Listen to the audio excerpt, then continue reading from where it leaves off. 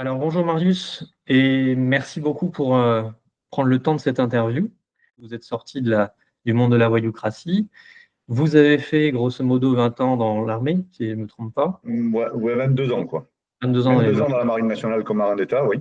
D'accord. Et donc du coup, en fait, c'est un peu une performance en termes de réussite et de durée. Et du coup, par rapport à d'autres personnes qui ont fait de l'active ou autre, mais en tout cas, de Oui. mon point de vue, c'est une performance. Pour avoir eu un père aussi qui a été commando dans l'armée de l'air, il n'a pas fait aussi longtemps. Et du coup, quand on lit votre livre, on y voit des prises de conscience, une faculté de rebond, des choix qui ont été porteurs, et surtout un homme qui ne subit pas sa vie, mais qui l'a choisie et qui l'a créée. Et aussi, on voit beaucoup de résilience. Et du coup, moi, ce que je souhaite évoquer aujourd'hui avec vous, c'est les qualités en fait qui sous-tendent la notion de réussite dans la durée. Et je voudrais aborder ces sujets-là en fait autour de 4 piliers. Premier, c'est l'alignement. Deuxième, c'est l'unification. Troisième, c'est la consolidation. Et le dernier, c'est le fait de prospérer. Si on commence avec l'alignement, donc cette notion de mindset, pour vous, qu'est-ce que ça évoque? Alors, l'alignement. Alors, moi, je dis, comme vous le disiez précédemment, j'ai pas subi, j'ai su saisir les opportunités ou les fenêtres qui s'ouvraient à moi latéralement. Et puis, ce qui est important, c'est de faire des choix, les bons choix, et en concordance totale avec sa philosophie personnelle qui est issue d'une part de son propre caractère de tout à chacun, de son éducation, de plein de paramètres qui rentrent en compte, et puis se fixer une ligne de conduite, si on parle de ligne ou d'alignement, cette ligne de conduite, et il faut la maintenir dans la durée et rester sur ses positions. Alors, il est clair qu'on peut être confronté à des mauvais choix ou à des erreurs. Il faut savoir les analyser, les remettre en question et puis se remettre le pied à l'étrier sur le bon chemin et bien s'aligner sur ce qu'on a décidé de faire. Voilà. Je pense que après il y a un facteur hasard qui est là, hein, même si les gens ne croient pas au hasard, mais le hasard est là. Voilà, il faut faire les bons choix au bon moment. Mais comme je le dis, même si on s'est trompé à un moment donné, c'est pas grave. J'appelle ça des points perfectibles. On peut faire des erreurs hein, du moment qu'on est dans une philosophie d'honnêteté et de droiture professionnelle et personnelle. Et voilà, ben, on se remet en question. La remise en question est un des piliers de la libre. C'est-à-dire qu'à chaque fois, il faut savoir se remettre en question, faire preuve d'humilité et se dire, OK, je me suis trompé, c'est pas grave, je rebondis, je me réaligne sur mes convictions et puis j'avance. Dans votre livre, ou en tout cas dans votre parcours commando, vous évoquez que le moment où vous rentrez finalement dans l'institution de l'armée, là, en fait, vous vous trouvez totalement en phase. Est-ce que c'est ce moment-là où vous êtes senti finalement le plus aligné avec vous-même et, on va dire, l'organisation ou le monde dans lequel vous étiez? Ça en fait partie, mais cet alignement, je l'ai ressenti par rapport à la valorisation individuelle, Ouais. où on vous demande de faire des choses qui sont en phase avec l'institution et vous êtes valorisé. Et si vous ne rentrez pas dans le cursus ou si vous n'êtes pas, voilà, on vous rejette pas, mais on vous explique pourquoi, quels sont vos points perfectibles et quels sont les moyens d'y arriver. Oui, mais c'est vraiment le moment où je me suis senti en phase avec moi-même, alors que, comme je le dis précédemment, ou je raconte au début de mon livre, hein, j'ai des convictions antimilitaristes au départ. Alors c'est assez contradictoire et assez marrant. Mais voilà, mais par contre, quand je suis arrivé dans cet endroit, alors pourquoi ben parce que c'est la seule boutique enfin, que j'ai connue moi pour mon expérience personnelle qui vous permet, je le dis souvent dans toutes mes interviews, de commencer ouvrier, de finir président directeur général si vous en donnez les moyens. Et voilà, et aujourd'hui, ben, c'est la prise de conscience et oui, je me suis senti aligné, en phase avec moi-même, où je me suis dit, effectivement, on ne me juge pas par rapport à ma provenance, par rapport à mes origines, par rapport à ma région, j'en sais rien, à tout ce qui peut, il n'y a pas de cliché là-dedans, on est tous habillés pareil. Et pour sortir du lot, eh ben, il faut avancer avec ses propres compétences, la remise en question. Et voilà, ouais, je me suis retrouvé ouais, effectivement en phase.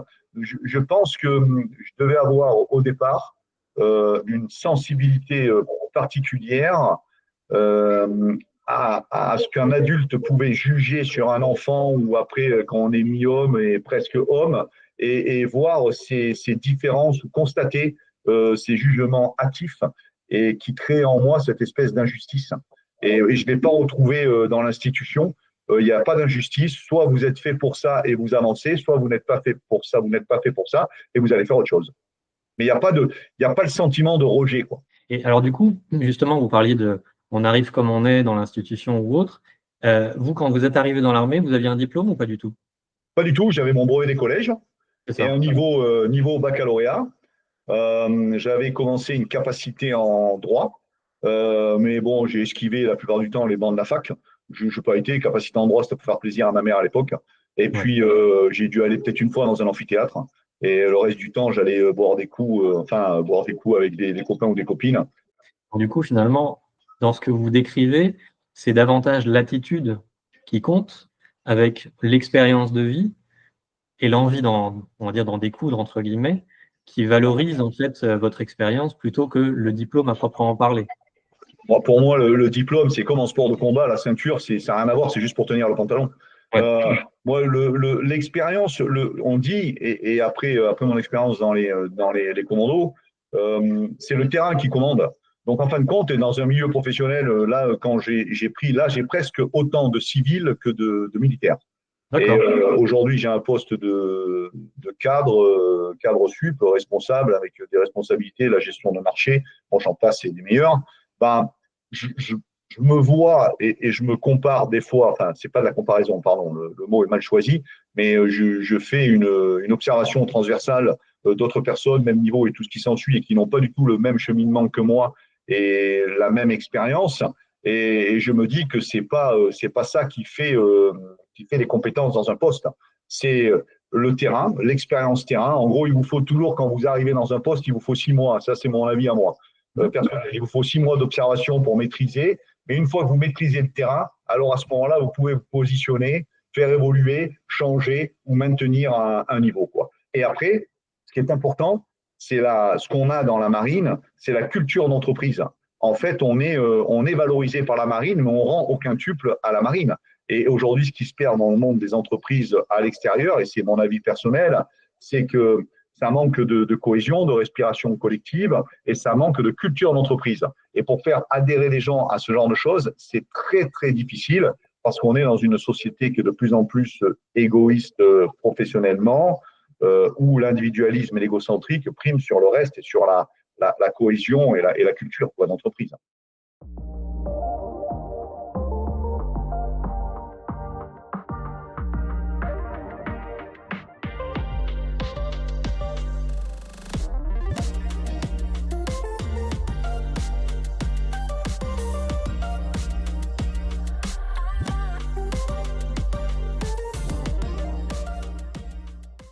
C'est très bien, vous faites le lien avec justement le deuxième point qui est l'unification, dans le sens où l'union fait la force.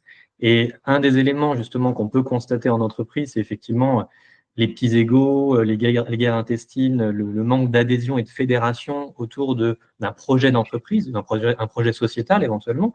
Et du coup, ce qui m'interpelle, c'est qu'est-ce qui, quel est le secret finalement de cette fraternité qui existe au sein de l'armée ou au sein des commandos en fait? Ah ben, elle est simple, hein, ce sont les fondations de base. En Ok, fait, tous ceux qui ont fait le stage commando élémentaire, ouais, c'est-à-dire c'est les fondations de base où on a eu tous eu la même instruction pour être opérationnel, pour servir en opérationnel, parce qu'après, l'acquisition du domaine de compétences et la continuité et la durée se fait quand vous êtes dans l'opérationnel. Mais au départ, on a tous les mêmes fondations de base qui n'ont pas changé depuis. depuis l'époque de la Seconde Guerre mondiale où les 177 Français du commando Kiefer ont débarqué en Normandie et qui Ouais. étaient formés donc à Canary en Écosse. Donc rien n'a changé sur la rusticité, la cohésion. C'est un mélange d'efforts personnels et individuels, mais qui ne peut pas exister sans la respiration collective et la cohésion totale du groupe. Donc, dans la finalité, quand vous êtes apte et que vous avez autant le mental que le physique, vous allez, avec beaucoup d'humilité, toujours chercher le dernier pour le mettre au niveau du premier. Et vous êtes un groupe, c'est-à-dire que chacun a son domaine bien particulier, mais pour faire avancer la meute, parce qu'on est tous des loups, mais pour faire avancer la meute dans le bon sens, il y a un profond respect de la hiérarchie et aussi, comme je le disais précédemment, de la culture d'entreprise de la marine et notamment des commandos qui vous emploient. Voilà, il y a un historique, il y a une culture, il y a quelque chose qui se fait naturellement et que ça soit de courte ou de longue durée, vous avez un tampon et vous êtes marqué à vie. En même temps, ce cursus de formation et ce passage, quelle que soit la durée que vous allez faire, quand vous avez les fondations de base, eh ben, quand vous quittez l'institution et que vous allez dans le civil, quel que soit votre secteur d'activité, c'est pas péjoratif ce que je veux dire, hein, que vous soyez chauffeur routier, boulanger, médecin, infirmier, comme vous avez cette fondation de base, eh ben, vous conservez les mêmes principes, quel que soit votre domaine d'emploi. Donc voilà, ben, si vous êtes boulanger, vous serez très respectueux de votre pétrin, de votre matériel, de votre farine, de la qualité de vos produits et tout ce qui s'ensuit, parce que vous avez une espèce de perception chirurgicale de tout ce que vous allez entreprendre et le matériel et les moyens dans votre action à vous comptent avant l'humain dans un premier temps, votre propre humain, et après vous devez faire fonctionner ça, mais avec tout le monde. C'est très spécifique, hein, mais quand vous avez ça, ça vous aide, quoi. Le fait de coopérer, est-ce que pour vous, c'est quelque chose d'inné ou bien c'est quelque chose qui se développe, on va dire ça comme ça? Ça se développe. Il y a des gens, alors on est tous différents, et heureusement, c'est ce qui fait la richesse de l'humain sur la Terre. Et par contre, on arrive tous avec nos propres convictions, notre propre caractère. Mais il y en a qui sont beaucoup plus aptes à coopérer que d'autres. C'est au même titre que déléguer. Voilà, au départ, on est tous des loups et le fait de déléguer, on veut tout gérer, du début jusqu'à la fin, mais on comprend vite et, et on va dire, vous êtes vite remis en place par humilité et par question opérationnelle, je parle pour la marine, parce que le moindre petit travail fait par une petite main en dessous, mais c'est celui-là qui s'imbrique dans le puzzle et qui vous permet de fonctionner. Et de toute façon, même celui qui n'est pas apte à coopérer, il va vite se retrouver à côté du train pour aller vers l'objectif et il va vite comprendre qu'il faut qu'il se remette dans le train et il va l'apprendre naturellement. Alors, il y en a pour certains, c'est plus facile, pour d'autres, c'est plus difficile. Et moi, je l'ai vu quand je suis arrivé dans le civil, j'avais beaucoup de mal à déléguer dans certaines missions, dans certains, j'allais toujours vérifier derrière. Pourquoi? Parce que j'avais eu une habitude, pendant 22 ans de travailler avec des gens professionnels qui avaient les mêmes fondations que moi. Je ne dis pas qu'à l'extérieur, ils ne sont pas professionnels, hein. Mais je n'avais pas besoin d'aller vérifier au début, c'était comme ça. Je savais que si j'avais dit quelque chose à quelqu'un, c'était fait. Et au départ, quand on arrive dans l'entreprise, par rapport à notre ancien, on va dire, notre ancien passé dans la marine et dans les commandos, on a du mal à déléguer, on est toujours sur le fait de prendre toutes les choses et de vérifier. Et après, quand on arrive à créer cette confiance, parce qu'il faut qu'elle soit commune et mutuelle, et ce n'est pas souvent le cas, et quand on arrive à ça, bah après maintenant, je vous le dis avec 20 ans de recul, je suis très à l'aise dans le fait de déléguer, de donner confiance aux gens, et on est arrivé à se caler sur la même fréquence par rapport à notre position dans l'organigramme hiérarchique. C'est-à-dire, moi, je veux travailler dans un climat où les gens ne doivent pas me mentir, où les gens ne viennent pas avec un problème et m'apportent 3 solutions sur leur problème. Et si une de leurs solutions est bonne, je la prends et je l'adopte, que ce soit un délégué syndical ou que ce soit un collaborateur subordonné, je le fais. Et quand ils ont compris mon mode de fonctionnement, ils s'adaptent aussi. Et moi, je m'adapte aussi à eux. Et ça fonctionne très, très bien. Avec 20 ans de recul, je peux vous dire que ce qui paraît un pas de fourmi dans le civil, moi, j'ai fait des pas de géant avec ça. J'adhère complètement à cette idée-là. Cette notion de confiance, elle est effectivement fondamentale. Et si je reviens un petit peu au niveau de votre expérience au niveau des commandos, si on ne peut pas faire confiance au coéquipier qui est à côté, c'est mort. Ça n'existe pas, quoi. Ça, de toute façon, ça n'existe pas. Donc effectivement, la transition avec le monde civil, il fallait s'adapter aux nouveaux codes qui pouvaient exister. Donc ça a été encore une fois une faculté d'adaptation que vous avez spécifiquement, on va dire, en vous. Et du coup, il y a un autre élément qui me vient par rapport à cette notion d'unifier ou de fédérer. Alors, c'est lié au monde militaire, mais après, ça peut se transposer derrière au monde civil. Qu'est-ce qui, pour vous, est le plus fédérateur? C'est l'exemple et le meilleur moyen d'influence. Super. Très bien. Je vous résume ça en 2 minutes. Et dans le civil, quand je dis ça dans le civil, c'est pareil. Vous ne pouvez pas envoyer les gens dans l'arène et ne pas y être. Ok, on est clair. C'est tout. Vous ne pouvez Ouais. pas être assis sur votre trône. Et comme Oui, disait Montesquieu, même sur le plus beau trône du monde, on est toujours assis que sur son cul. Donc, voilà. si vous n'allez pas dans l'arène et que vous n'êtes pas là, il faut que les gens sachent pertinemment que vous êtes capable de faire leur travail et peut-être meilleur qu'eux Meilleur. là-dessus. Et l'exemple est le meilleur moyen d'influence. Je vous assure que c'est uniquement ça. Et moi, je le vois quand je travaille, moi, les personnes et mes collaborateurs, mes subordonnés adorent quand je suis avec eux sur le terrain. Plus on est dans la mêlée et plus là où on rencontre des incidents et des problèmes, et vous êtes là et vous êtes présent, c'est ce qui crée cette cohésion, cette soudure et ce climat de confiance.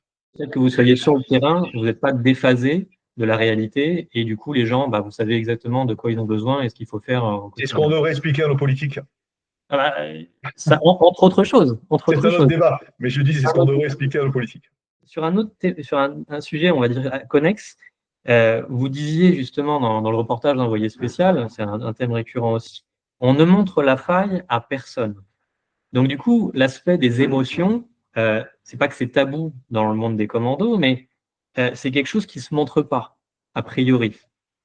Or, aujourd'hui, dans la société actuelle et au niveau civil, on est plutôt dans une société ou dans une logique d'apprivoisement des émotions, de management bienveillant, de qualité de vie, etc.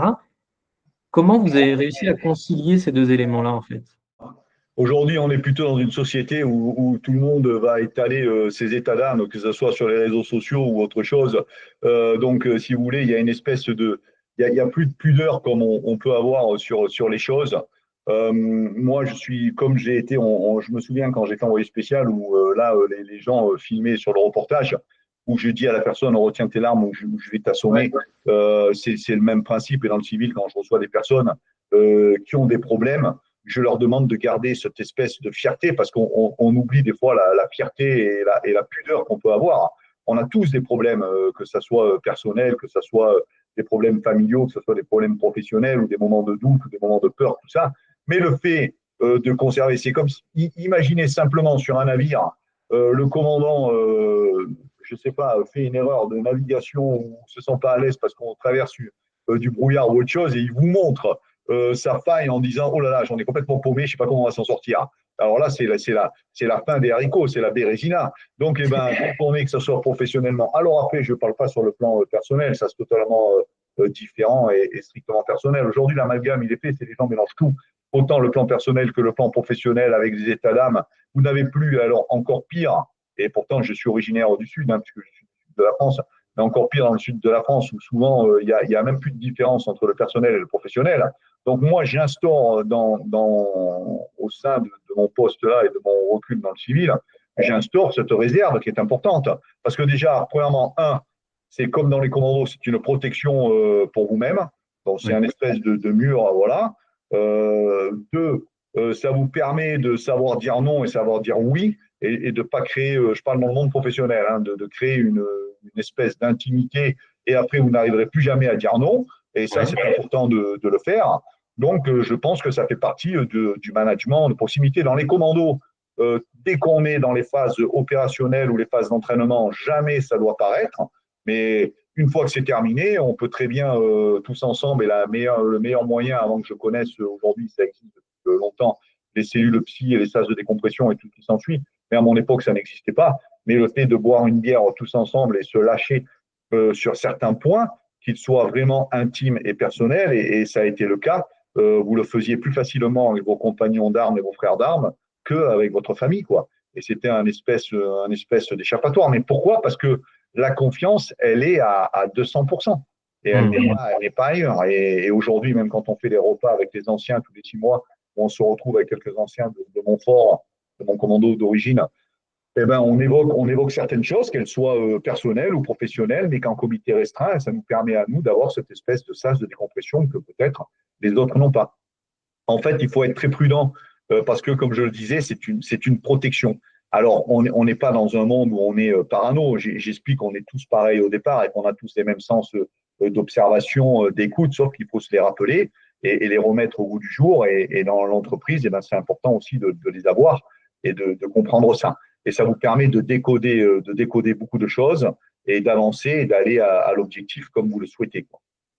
Maintenant, dans votre expérience professionnelle, que ce soit, managériale aujourd'hui dans le civil ou, dans le monde militaire, qu'est-ce qui, selon vous, ou quelle qualité fait de vous un bon chef?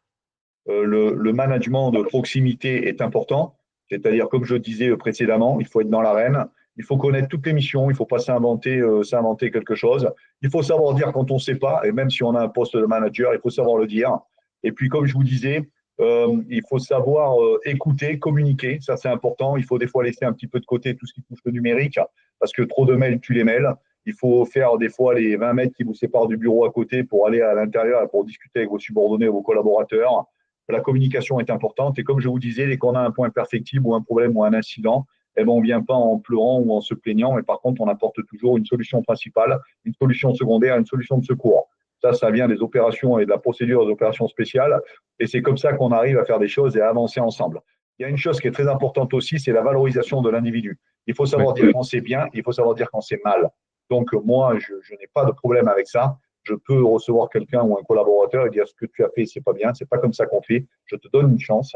Tu auras toujours une chance, une deuxième chance, et à la troisième, je sanctionne. Voilà. Aujourd'hui, ce qu'on ne sait pas faire. Les gens, des fois, prennent des formes pour dire à quelqu'un, c'est pas bien. Ben, non, c'est pas bien, c'est pas bien. Et je vais t'expliquer pourquoi, et je vais vous expliquer pourquoi. Par contre, quand c'est bien, ben moi, j'ai mis ça en place quelquefois en le gardant de l'institution militaire.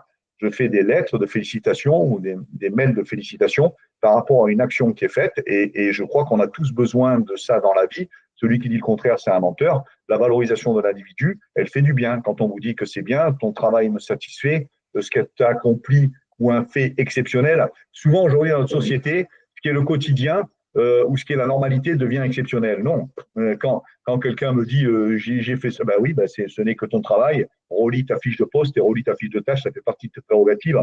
Donc voilà. Mais par contre, quand il y a quelque chose qui sort du lot ou un investissement particulier, ben, il faut le signaler et il faut le marquer dans le marbre. Alors du coup, ça me permet, vous parliez un peu d'erreur ou de seconde chance, justement, ça me permet de passer au troisième point qui est la consolidation. La consolidation, c'est finalement, avec les rétex, l'apprentissage de l'erreur, la correction et puis l'entraînement avec les nouvelles technologies, les nouvelles manières de faire, et cetera. Du coup, comment dans l'armée se fait finalement la transmission? Est-ce qu'on est uniquement, ou en tout cas majoritairement, dans une transmission entre pairs, ou bien on vous envoie aussi sur les bancs de l'école, entre guillemets, pour apprendre des choses? Rien ne remplace la formation. OK. La formation est importante et c'est ce qu'on appelle les formations initiales et les formations continues. Et après, Ouais. la remise en question et la remise à niveau. De toute façon, quand vous êtes par exemple plongeur de bord dans la marine, tous les 4 ans, vous faites un stage A. Donc, vous revenez au départ pour retravailler les calculs de plonge, pour faire des exercices sécurité obligatoires qui vous permettent donc de vous remettre à niveau si vous avez des doutes. Et pour les commandos, le cursus de formation des commandos est bien spécifique. Chaque fois que vous montez un rang hiérarchique, vous passez par exemple d'opérationnel, opérateur commando à chef d'équipe, vous allez faire un tronc commun avec l'ensemble des fusiliers et après vous faites un stage commando chef d'équipe. Dès que vous allez arriver chef d'escouade, vous faites un tronc commun, un brevet supérieur chef d'escouade et après vous allez faire un stage commando chef d'escouade commando. Brevet de maîtrise, c'est pareil. À chaque fois, la remise en question, elle est là et ça épure naturellement les gens qui ne sont pas motivés, pas que la motivation, ou qui n'ont plus les compétences, ou qui ne sont plus aptes à continuer. Voilà, tout simplement, quoi. Donc, la formation est indéniable, et après, l'expérience, elle se fait bien sûr avec le terrain, avec vos collaborateurs, vos pairs et tout ce qui s'ensuit. Alors, c'est marrant que vous me parlez de ça, parce que j'ai mis en place dans le civil, moi, bon, j'avais été freiné un petit peu par le Covid, mais j'avais préparé ça, et j'ai mis en place, moi, dans mon domaine de compétences actuellement, des formations initiales et des formations continues, en donnant une capacité opérationnelle aux gens de 4 ans dans le civil. Ça a été un travail de longue haleine avec les partenaires sociaux, avec tout ça, mais je suis arrivé et aujourd'hui, je viens de terminer la première session d'une partie de mes gars. J'ai compté, parce que j'ai à peu près 95 personnes au-delà de mes prestataires de services, mais affiliés dans ma société, et j'ai formé la totalité. Je mets 2 ans pour tous les former.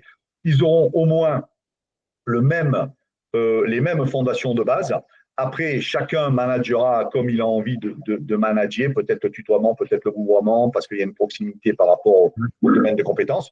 Mais c'est indéniable. Vous pouvez pas, si quelqu'un vous dit oui, moi j'ai appris le travail par mon ancien et on a continué comme ça ne peut pas marcher. Parce que de toute façon, la déformation humaine est naturelle et en fonction du caractère de tout à chacun, s'il n'avait pas un fil conducteur, ce fil conducteur, il est comme ça et après vous allez ajouter par rapport à ses convenances personnelles, ses compétences, on rajoute des trucs, mais vous êtes obligé d'avoir un fil conducteur, sinon ça ne marche pas.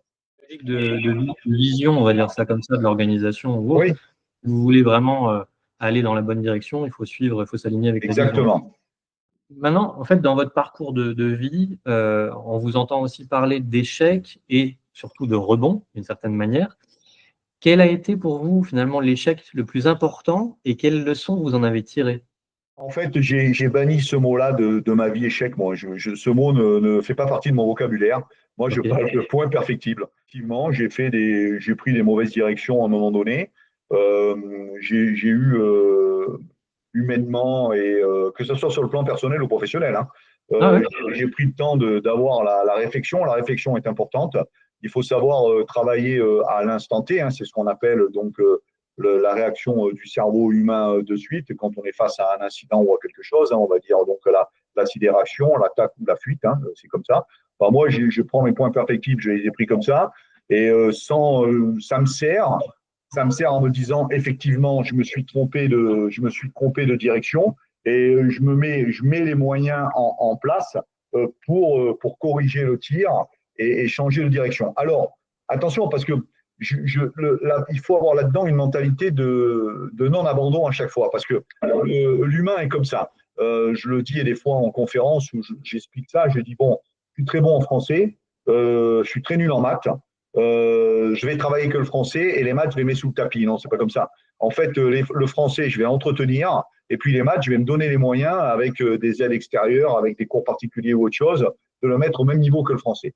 Et après, quand j'ai tout essayé et que je vois effectivement c'est pas pour moi parce que ça me plaît pas et parce que j'y arrive pas et parce que c'est pas le bon chemin, bah après je change. Et voilà. Mais je parle plus de j'ai pas envie de parler d'échec et j'en parle plus parce que c'est pas un échec quand on fait quelque chose et qu'on s'est trompé de chemin. Aujourd'hui, on est dans une société où les jeunes générations feront peut-être 5 ou 6 métiers quoi. Parce que c'est la société qui a évolué. Nos grands-parents, nos parents acheter une maison, on l'a payée pendant 50 ans, continuer le même travail pour espérer aller à la retraite. Mais voilà, mais aujourd'hui, la société, elle a évolué, elle est différente, totalement différente là-dessus. Et moi, le regard extérieur que j'ai sur la société là-dessus, je le vois bien. Et je le dis aux gens, je vous ferai peut-être 5 métiers, vous êtes partis pour ça. L'important, c'est de faire sur le factuel et à l'instant T, de faire les choses correctement, avec passion, volonté et détermination. Et puis après, si on fait autre chose, on fait autre chose. C'est pas grave. Ouais.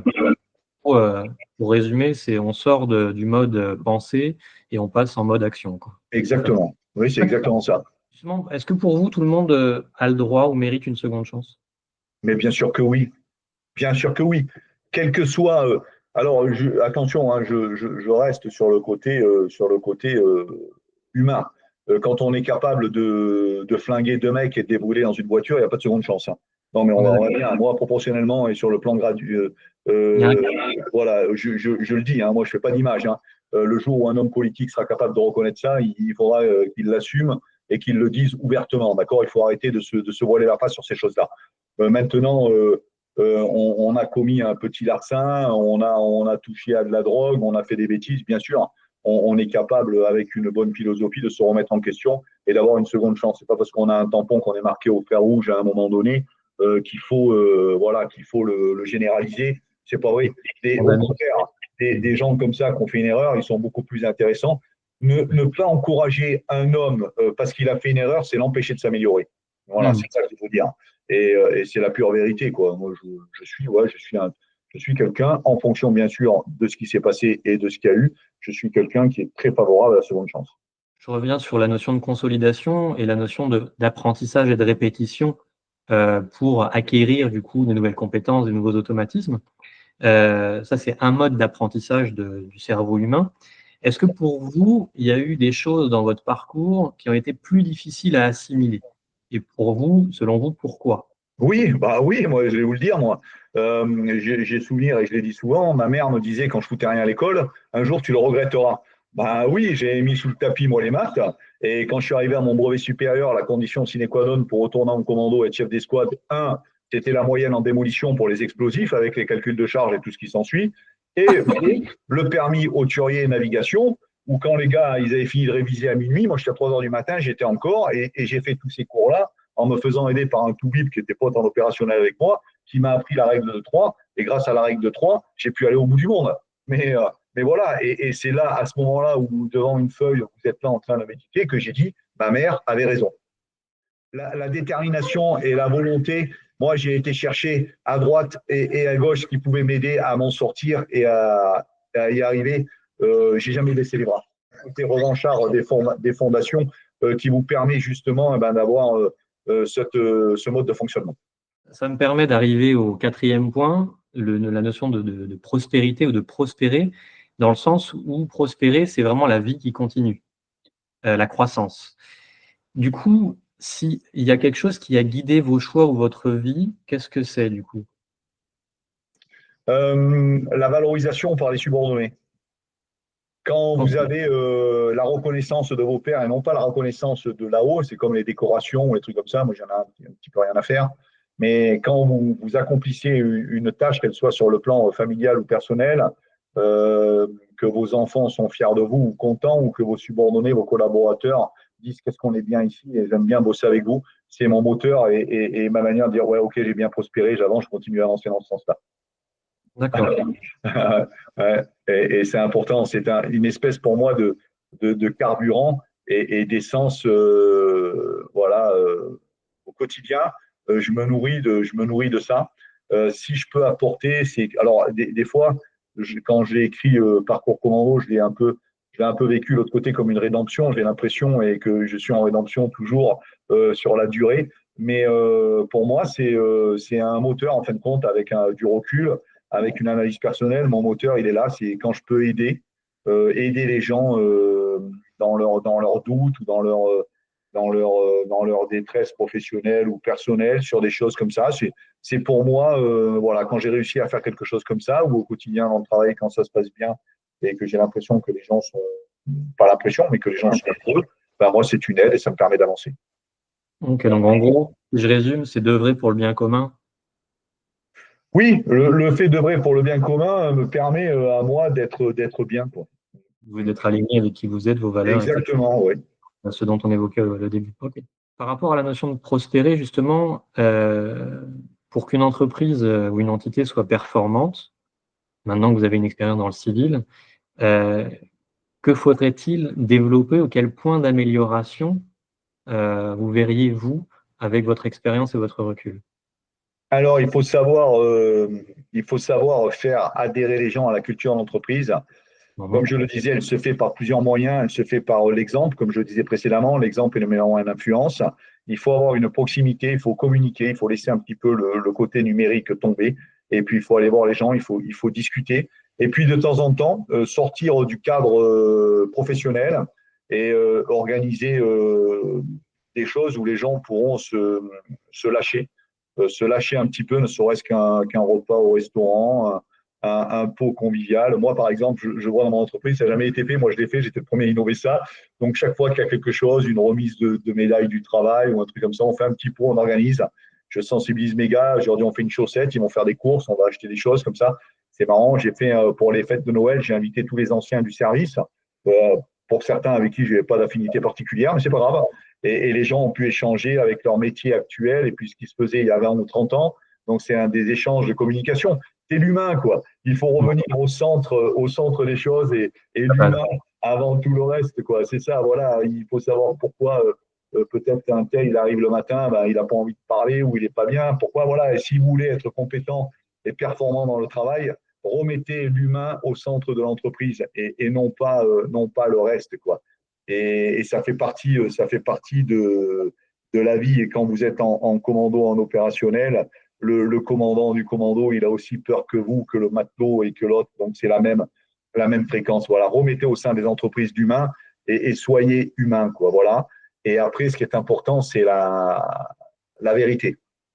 la vérité dans la parole et, euh, et aller jusqu'au bout de ses actes quand on s'est engagé ou avancé sur quelque chose. Ne faites pas machine arrière. Ne faites pas votre politicien de base. Assumer finalement ses responsabilités, quoi. Exactement. Ouais. Exactement. Alors, vous avez déjà répondu, du coup, c'était comment vous célébrez-vous la vie et la réussite? Donc, du coup, avec ces petits pots, cette chaussette que vous avez Exactement, ouais. livré Et, ça, et mes gars sont fanas de ça. j'en arrive à finalement la conclusion à la fin de cet entretien. Du coup, de mon analyse personnelle, quand on est commando, on se fond dans l'environnement, on utilise les éléments pour se camoufler, progresser et mener à bien ses missions. En fait, vous êtes en connexion directe avec la nature et il se trouve que, enfin, dans mon travail d'accompagnement au niveau des entreprises, il se trouve qu'il y a la nature a édicté d'une certaine manière des principes de succès durable et la nature, c'est un peu le meilleur coach au monde avec ses millions d'années d'expérience.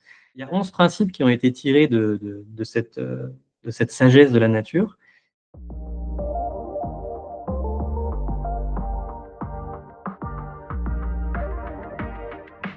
Je vous propose de me dire les 3 qui vous semblent prioritaires pour justement, cette notion de réussite durable. D'accord? Plus n'est pas toujours mieux, ça c'est sûr. Je viens dessus, plus n'est pas toujours mieux. La résilience, c'est important aussi, en trois. Non, non, plus cause à effet, cause à effet, cause à effet. Cause à effet. Ouais, OK. oui, ça. Mmh. Ouais, avoir cette notion, hein, c'est important, quoi. OK, super. Ouais. Voilà les trois pour moi, l'importance capitale. Mais comme je disais précédemment, l'homme est le plus grand prédateur. J'en suis pertinemment convaincu. Il suffit Euh, de et voir la planète pour comprendre, hein. Et moi, je suis assez écolo là-dessus, là, mais dans les entreprises, dans tout ça, je le vois. Moi, le premier, je donne un exemple basique. Je coupe mes locaux, je coupe la lumière, je coupe la clim, je fais des tas de choses comme ça. Je dis aux gars, je leur dis des fois, j'ai du mal à saisir. En fait, il y a tellement un côté égoïste dans l'humain qui dit, ben, c'est pas à moi, c'est pas moi. Donc, et voilà. Mais Ouais. des fois, c'est décevant. Mais bon, Oui, c'est comme ça, quoi. Après, on arrive à passer, à relativiser ces choses-là, mais des fois, c'est difficile. Mm. oui, ça je comprends, on est malheureusement confronté tellement de fois à Oui, des exactement. situations et ça devient désespérant par moments, ou en tout Oui. cas très décevant. Mais Heu, j'espère qu'il y aura un réveil, quoi. Un réveil porté par des gens peut-être nouveaux, une nouvelle génération, des gens qui ont une expérience. Il faut arriver à changer toutes ces choses qui nous. Voilà, il faut y arriver, quoi. J'espère qu'on aura un réveil.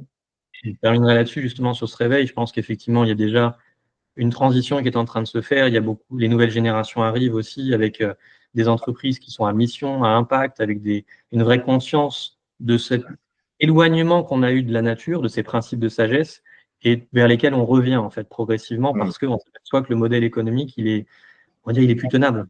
Oui, C'est bien sûr. plus viable. Donc du coup, il faut vraiment reconstruire quelque chose pour, lancer une nouvelle ère et c'est notamment grâce à cet entretien que moi je contribue aussi à ce genre de choses et du coup, je vous remercie infiniment pour, votre temps, pour votre, transparence et votre sincérité Merci dans à le vous.